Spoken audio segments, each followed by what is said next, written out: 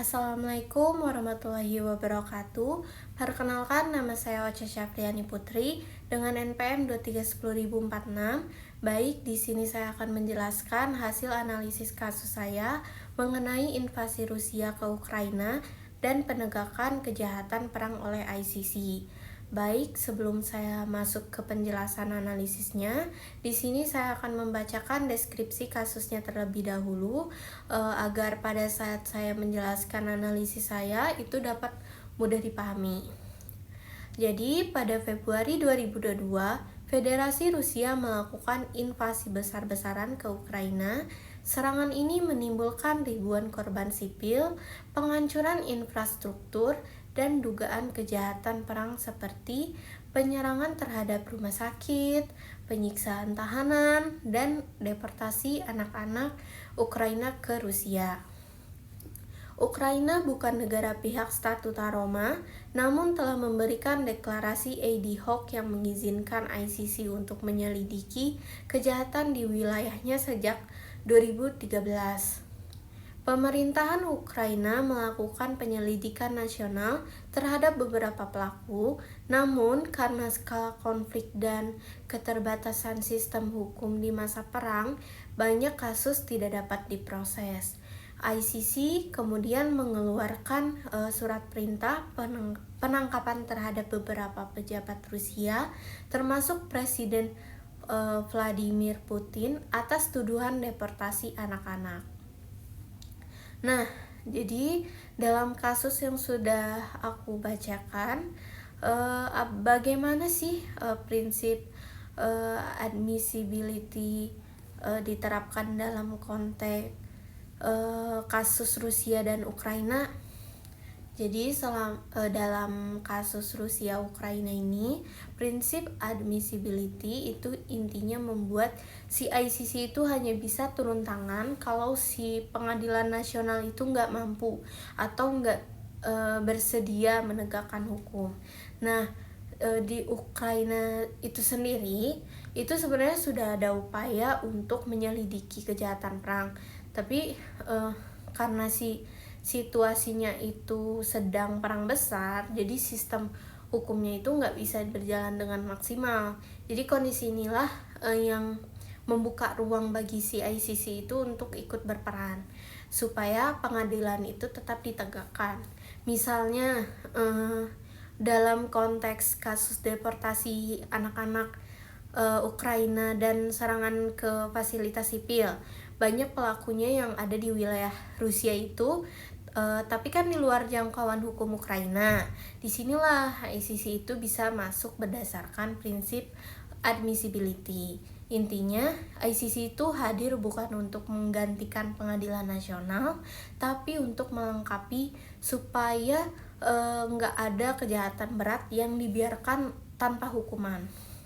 Lanjut, mengapa prinsip complementarity itu penting dalam membedakan yurisdiksi ICC dan Pengadilan Nasional Ukraina. Jadi prinsipnya complementarity ini penting banget karena menegaskan bahwa ICC itu hanya pelengkap, bukan pengganti pengadilan nasional.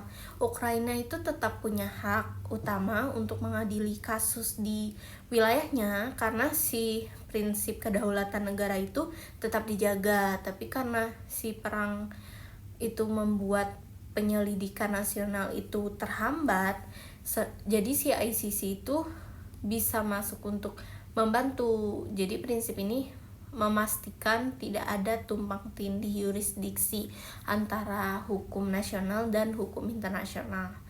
Dengan kata lain, si ICC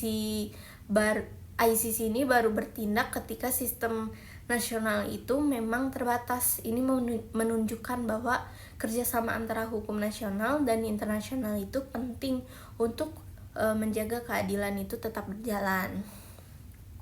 Lalu, apakah penyelidikan nasional oleh Ukraina sudah memenuhi syarat exhaustion of national remedy? Ukraina sebenarnya itu sudah berusaha melakukan penyelidikan terhadap kejahatan perang, tapi kalau kita lihat dari prinsipnya caution of national remedy itu artinya semua upaya hukum nasional harusnya sudah ditempuh dulu sebelum ICC itu ikut campur. Masalahnya, kondisi perang bikin hal itu susah dilakukan. Infrastruktur rusak, sanksi itu sulit dihadirkan, dan banyak pelaku ada di wilayah pendudukan Rusia. Jadi prinsip ini memang belum bisa terpenuhi sepenuhnya. Tapi yang penting dicatat, kegagalan ini bukan karena si Ukraina ini tidak mau menegakkan hukum, melainkan karena situasi faktual yang memang sangat sulit. Karena itu si ICC ini punya dasar yang kuat untuk masuk dalam memastikan kejahatan berat tetap ditindak. Terus apakah Rusia itu dapat dikategorikan sebagai unwilling untuk menegakkan hukum terhadap pelaku kejahatan perang? Kalau kita lihat dari sikap Rusia ya, bisa dibilang Rusia itu termasuk unwilling atau tidak bersedia menegakkan hukum terhadap pelaku dari pihaknya sendiri. Jadi Rusia itu menolak yurisdiksi ICC, bahkan menarik diri dari Statuta Roma, dan menolak kerjasama dalam penyelidikan. Ini jadi indikator kalau sistem hukum Rusia itu justru digunakan untuk melindungi si pelaku itu, bukan menghukumnya. Karena itu ICC itu bisa menilai bahwa Rusia itu tidak beritikat baik dalam penegakan hukum. Jadi dalam konteks hukum internasional, hal ini membuka jalan bagi ICC untuk memproses kasus kejahatan perang yang dilakukan oleh pihak Rusia. Lalu bagaimana tantangan penerapan hukum internasional terhadap negara besar seperti Rusia yang mencerminkan keterbatasan prinsip accountability dalam sistem HAM global. Sebenarnya kasus ini juga itu menggambarkan betapa beratnya menerapkan hukum internasional terhadap negara besar seperti Rusia. Secara teori semua orang itu harus bertanggung jawab atas kejahatan berat, tapi kan kenyataannya negara besar itu dengan kekuatan politik tinggi bisa mempengaruhi jalannya hukum internasional. Sebagai anggota tetap Dewan Keamanan PBB, Rusia itu punya hak veto, dan ini sering jadi penghalang bagi tindakan hukum internasional. Jadi efektivitas hukum internasional di sini nggak cuma soal norma hukum, tapi juga soal dinamika politik global.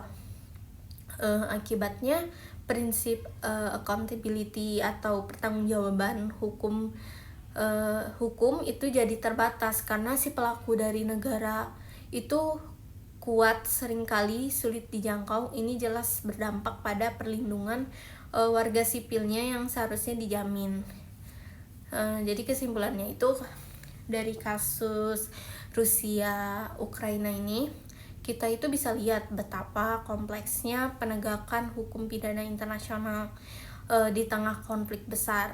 Jadi ICC itu bisa turun tangan berdasarkan prinsip admissibility ketika sistem nasional itu nggak efektif dan perannya itu tetap sebagai pelengkap melalui prinsip complementarity. Upaya Ukraina itu memang sudah ada, tapi banyak terhambat oleh perang, sehingga si ICC itu punya alasan kuat untuk bertindak. Sementara itu sikap Rusia yang tidak kooperatif menunjukkan tantangan besar dalam penegakan hukum terhadap negara kuat. Jadi akhirnya si kasus itu menegaskan bahwa prinsip accountability juga punya batas ketika politik global ikut bermain. Jadi kuncinya ada pada sinergi antara sistem nasional dan internasional supaya kejahatan berat itu tidak dibiarkan tanpa sanksi. Jadi segitu hal yang bisa saya sampaikan mengenai analisis kasus saya. Mohon maaf bila ada kesalahan. Billahi taufiq wal hidayah. Wassalamualaikum warahmatullahi wabarakatuh.